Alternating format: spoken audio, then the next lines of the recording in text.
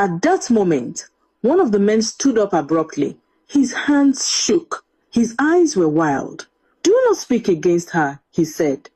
His voice was not entirely his own. The elder fell silent. Fear spread. Women stopped sending their sons out at night. Mothers held their children close. Doors were bolted earlier than usual.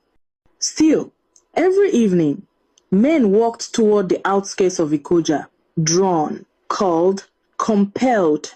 Sometimes, Asiwa stood at the entrance of the school at dusk. She welcomed them with a calm smile. She called each man by name, even those she had never met before.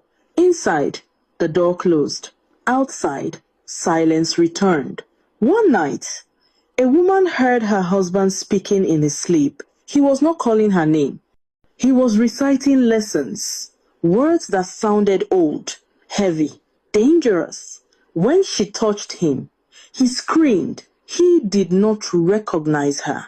At dawn, he left the house without a word and never returned.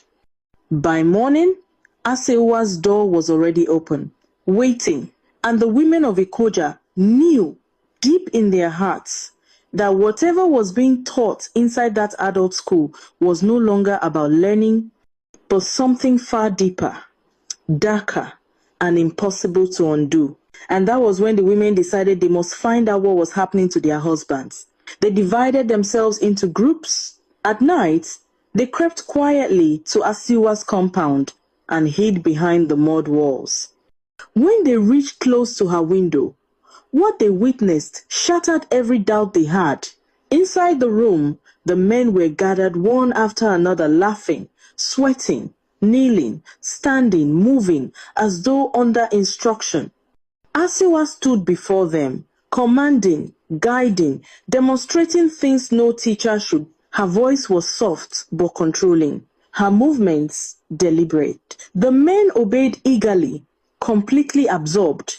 It was not learning. It was not wisdom. What they had called school was something else entirely. The women gasped. Anger replaced fear. They forced their way inside, screaming, ready to attack her. But the men stood up at once. They shielded Asewa with their bodies. They shouted at their wives. They pushed them away. They defended her fiercely. The matter was taken to the village council. After long arguments and confusion, the elders ruled that Asewa must leave Ikoja immediately. She was sent away before sunrise. Her school was shut, her compound abandoned.